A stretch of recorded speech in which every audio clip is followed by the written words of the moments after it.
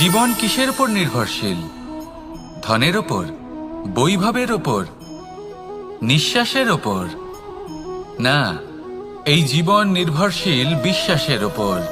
বিশ্বাস নিজের ওপর, বিশ্বাস আমাদের আপনজনের ওপর। কিন্তু যখন এই বিশ্বাস ভেঙে যায় তখন মানুষের মনও ভেঙে যায়, আর তারপর সে অন্য কিছু করতেই পারে না। তখন কি করা যেতে পারে? 3টে কাজ আছে যা আপনি করতে পারেন। প্রথম, ভালোবাসা।